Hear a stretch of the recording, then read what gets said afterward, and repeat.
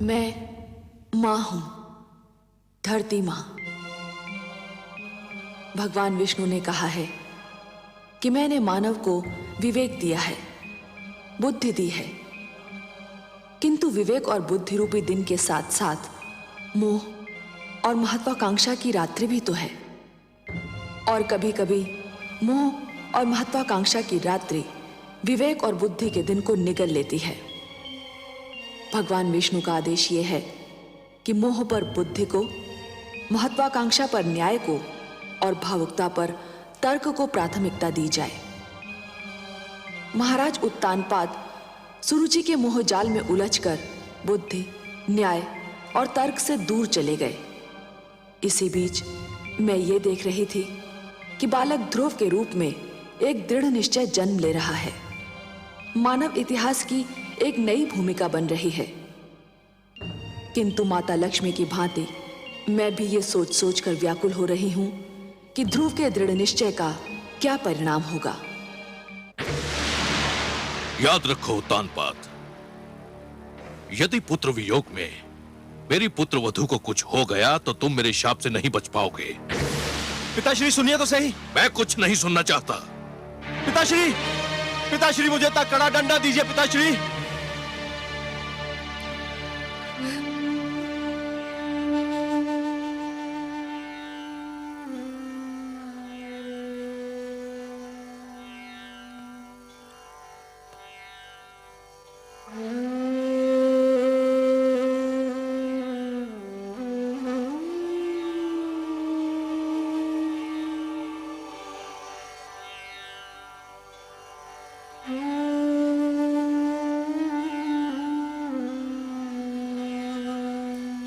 आपने सत्य ही कहा पिताश्री। मैं ना तो अच्छा राजा बन सका, ना अच्छा पति और ना ही अच्छा पिता। मुझे दंड मिलना ही चाहिए। और यह भी सत्य है कि राजा को दंड स्वयं राजा ही दे सकता है।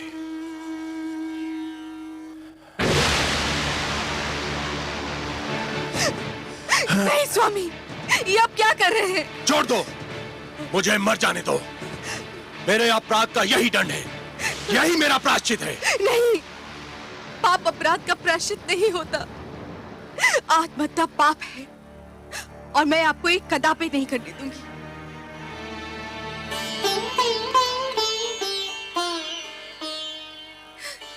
क्यों रोका मुझे? मुझे मर क्यों नहीं जाने दिया? क्यों रोका मुझे? मेरी आंखों से बहने वाले पुत्र वियोग के अश्रुओं को तो आप पोंछ ना सके। मेरी मांग का सिंदूर पोंछ देना चाहते थे। गोद सूनी हो गई, मांग भी सूनी कर देना चाहते थे। पुत्र के लौटने की तो मैं प्रतीक्षा कर सकती हूँ। आपको कुछ हो जाए तो मैं क्या करूंगी? तो फिर मैं क्या करूं? मुझ में तो इतनी शक्ति भी नहीं है कि तुमसे एक क्षमा याचना कर सकूं। ऐसा ना कहिए महाराज। जब ऐसा ही है तो ऐसा क्यों ना कहूं? दोष तो मेरा ही था और दंड तुम भोग रही हो। पिताश्री ने आकर मेरी आंखें खोल दी, पर दुख तो इस बात का है कि आंखें तब खुली जब समय बीत चुका था। वर्षा तब हुई जब खेती सूख चुकी थी। अब भी समय है महाराज। पुत्र ध्रुव अभी दूर तक नहीं गया होगा। तो फिर ठीक है, मैं स्वयं जाऊंगा अपने पुत्र की खोज में। मैं स्वयं खोजूंगा अपने पुत्र ध्रुव को।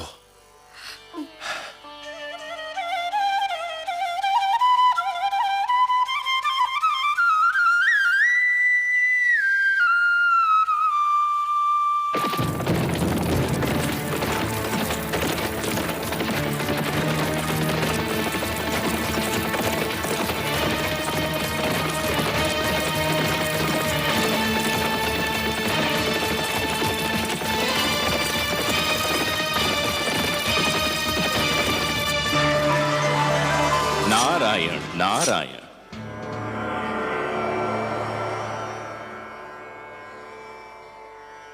आज बहुत प्रसन्न दिखाई दे रहे हैं देवर्षि।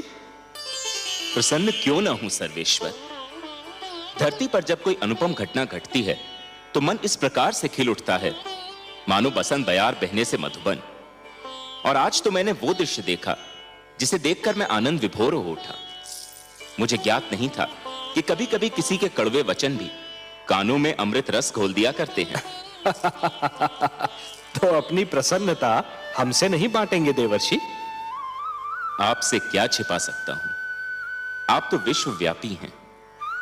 परंतु विश्वास कीजिए, आज महाराज मनु ने अपने पुत्र को ऐसी खरी खरी सुनाई कि मेरा मन तो झूम उठा।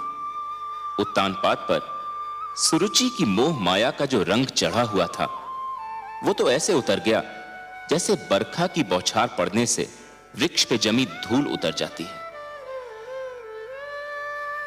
मनु ने वही किया जो एक परिवार के सर्वे सर्वा को करना चाहिए था। नई पीढ़ियां जब अकारण ही आवेश में आकर अपने पूर्वजों के बनाए हुए अच्छे नियम तोड़ने लगे, सुंदर परंपराओं का त्याग करने लगे और अपने संस्कारों से विमुख होने लगे, तो बड़ों का कर्तव्य है कि उन्हें भटकने पर टोकें, पतन से रोकें। जिस प्रकार एक अंकुश मदमस्त हाथी को अनियंत्रित होने से रोकता है, उसी प्रकार बड़ों का उपदेश छोटों को भटकने से रोकता है। परंतु मुझे आश्चर्य तो इस बात पर हुआ कि उत्तानपाद चुपचाप सिर झुकाए अपने पिता की फटकार सुनता रहा। इसमें आश्चर्य की कोई बात नहीं है देवर्षि। जिस प्रकार देर तक सोने वाले को सूर्य की तीव्र किरणें जागने के लिए विवश करती हैं, उसी प्रकार मनु के कटु वचन ने उत्तानपाद को झिंझोड़ना चाहा था। और पुत्र को भी पिता का इसी प्रकार आदर करना चाहिए, क्योंकि पिता ने पुत्र से अधिक जीवन जिया होता है।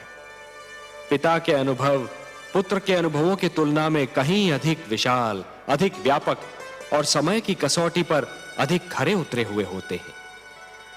देवर्षि, नवीन पीढ़ियों को भी यह जान लेना चाहिए कि जीवन मार्ग पर उनके पहले के यात्रियों, उनके पूर्वजों के पदचिन्ह उन दीपकों के समान हैं जो उन्हें सही राह दिखाते हैं।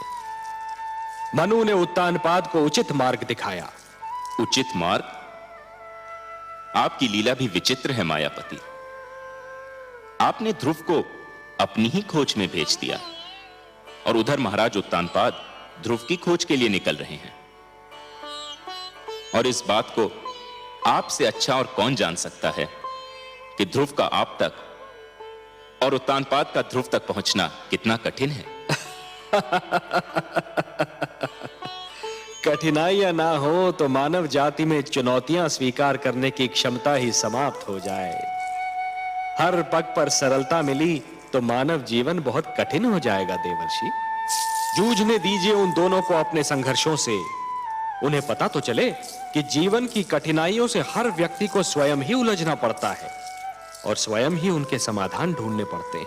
वह तो ठीक है प्रभु, मुझे महाराज उत्तानपाद की चिंता नहीं है। वो तो ध्रुव की खोज में निकले हैं। ध्रुव किन मार्गों पर जा सकता है, किन क्षेत्रों में जा सकता है, इसका ज्ञान है उनको। उन्हें किसी मार्गदर्शक की आवश्यकता नहीं है। मुझे चिंता ध्रुव की है प्रभु। वो तो आपकी खोज में निकला है। उसे तो अपने नगर के मार्गों का ज्ञान नहीं है, तो फिर क्षीरसागर के मार्ग का क्या ज्ञान होगा प्रभु? प्रश्न यह उठता है कि ध्रुव का मार्गदर्शन कौन करेगा? आप करेंगे देवर्षि। ध्रुव का मार्गदर्शन आप करेंगे। मैं? हां, आप।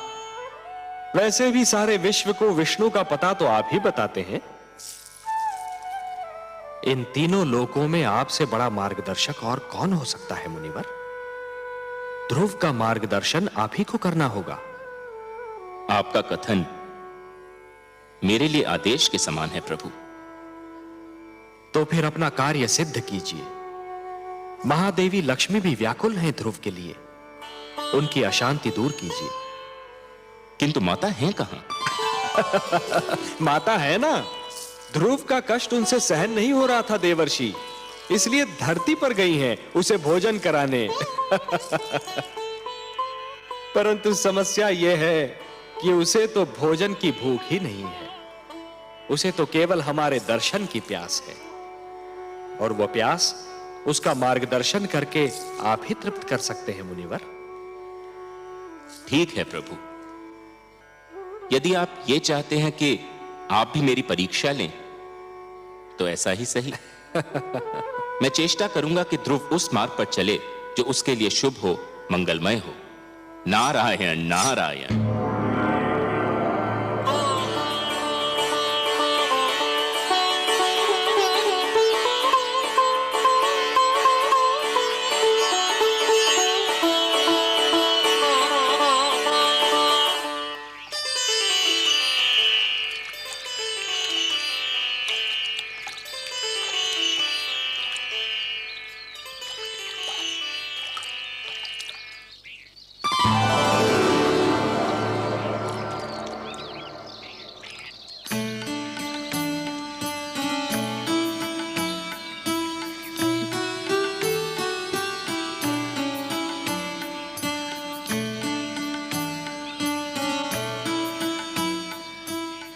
अरे माता आप? हाँ, मैंने सोचा तुम जाग गए होंगे, तुम्हें भूख लगी होगी ना। आपने मेरे प्राणों की रक्षा की, मेरा इतना ध्यान रखा, पर अभी तक आपने अपना पूरा परिचय भी नहीं दिया। कहा ना कि माता हूँ। माता का परिचय क्या? माता तो एक नाते का नाम है, पर जिससे इस नाते का संबंध होता है उसका भी अपना एक नाम होता है। अच्छा, मेरा नाम तो सुनो, मेरा नाम विष्णु प्रिया है। विष्णु प्रिया अर्थात भगवान विष्णु की प्रिया। ये आप भगवान विष्णु की प्रिया है, तब तो आप ये भी जानती होंगी कि भगवान विष्णु कहाँ निवास करते हैं। नाम विष्णु प्रिया होने से कोई भगवान विष्णु की प्रिया थोड़ी ही हो जाती है। और यदि ऐसा होता तो इस समय भगवान विष्णु मेरे साथ होते और तुम्हें उनकी खोज में भटकना नहीं पड़ता। तुम्हारे लिए भोजन लाई हूँ, चलो इसे ग्रहण कर लो। मुझे क्षमा कर दो माँ, मैं जानता हूँ तुम मुझे खिलाए बिना भोजन नहीं करती थी, पर मैं भगवान विष्णु से मिले बिना तुम्हारे पास नहीं आ सकता। लो। धन्यवाद माते, मुझे भूख नहीं है। क्यों बेटे? पुत्र ध्रुव! ध्रुव! पिताश्री, पुत्र ध्रुव! पिताश्री आ रहे हैं, मुझे कहीं छुपा दो। क्यों बेटे? पिताश्री आ रहे हैं, मुझे देख लिया तो मुझे घर पकड़ ले जाएंगे। मैं घर जाना नहीं चाहता, मुझे कहीं छुपा दो माते, मुझे कहीं छुपा दो। चलो चलो मेरे साथ।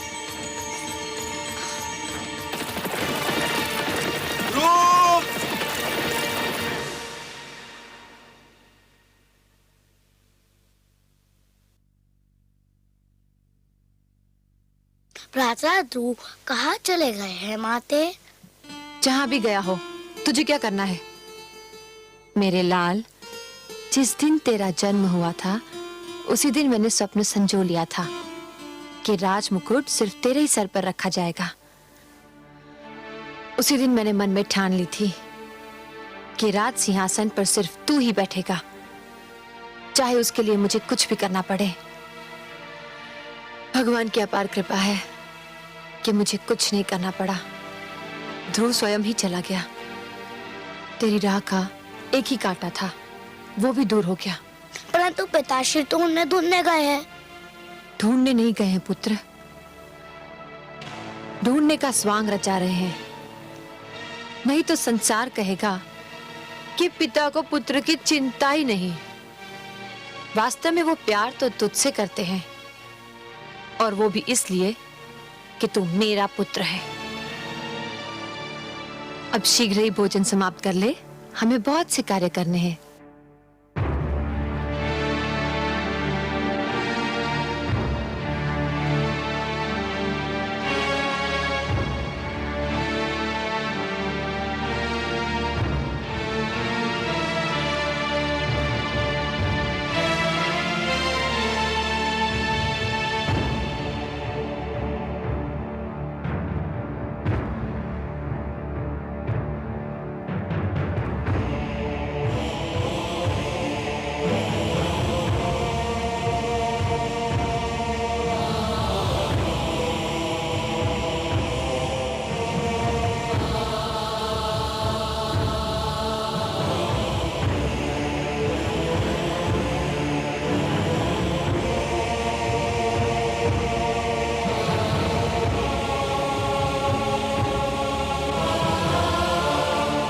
मैं आपसे क्षमा मांगने आया हूं राजगुरु।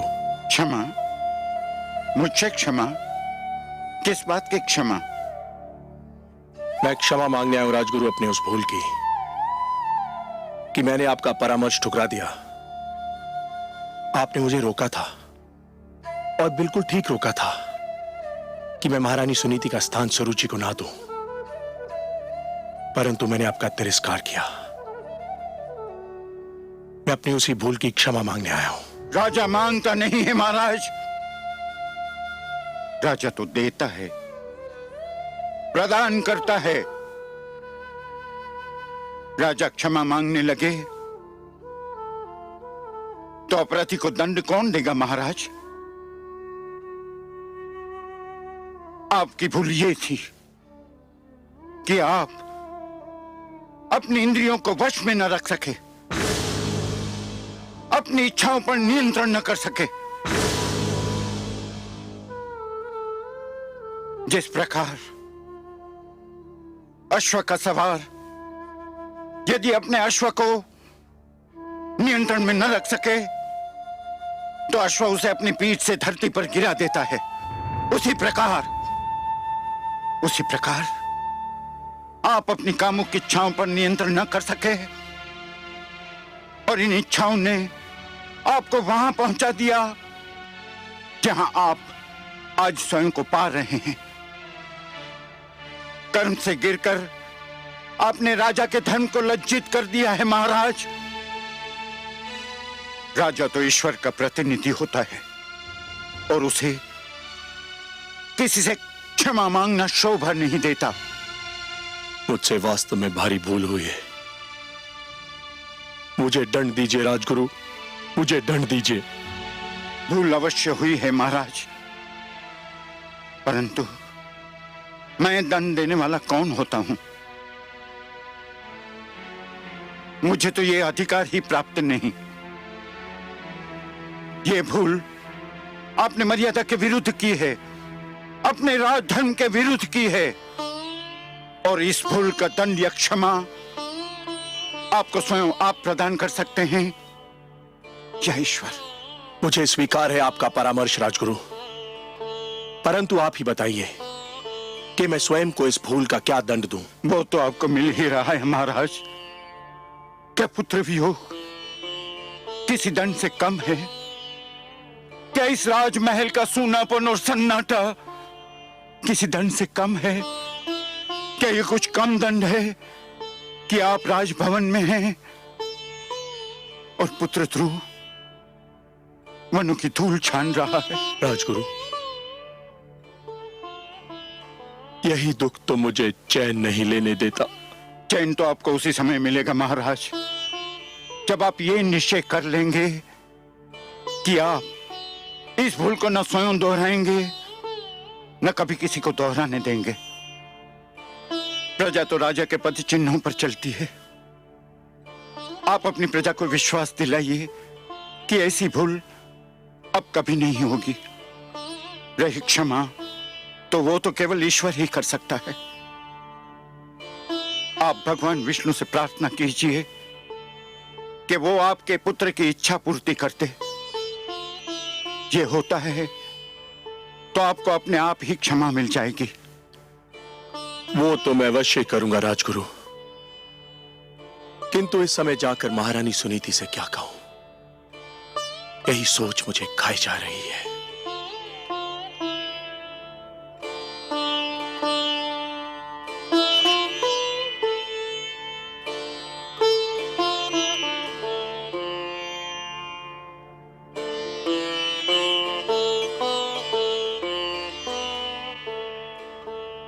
कुछ तो खा लीजिए महारानी जी। इसे ले जाओ दासी, मुझे भूख नहीं है। कब तक आप भूखी रहेंगी महारानी जी? कुछ तो खा लीजिए ना। कैसे खाऊं? न जाने मेरे ध्रुव ने कुछ खाया होगा कि नहीं।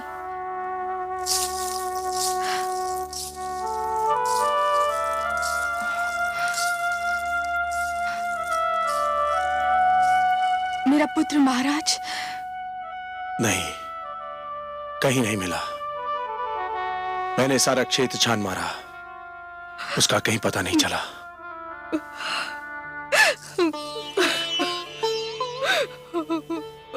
सुनीति, ये सब मेरा ही किया धरा है। दिग्विजय उतानपाद अपने अनंतपुर में पराजित हो गया। सरुचि के मोह जाल में आकर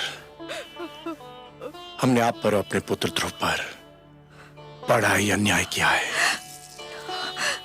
ऐसा ना कहे महाराज, ये सब मेरे भाग्य का खेल है। एक बार और चेष्टा करके देख लेते हैं। इस बार मैं भी आपके साथ चलूंगी। वनों में, पहाड़ियों में, घाटियों में, हर जगह उसे पुकारूंगी। कभी तो सुनेगा अपनी माँ की करुणा भरी पुकार, कभी तो सुनेगा।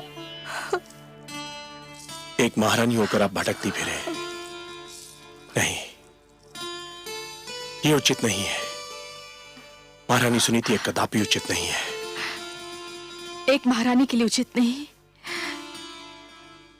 एक माँ के लिए तो उचित है। पुत्र ठोकरे खाता फिर रहा हो तो माँ को महल में चैन कैसे मिलेगा? देर हो गई तो वो हमसे और दूर चला जाएगा।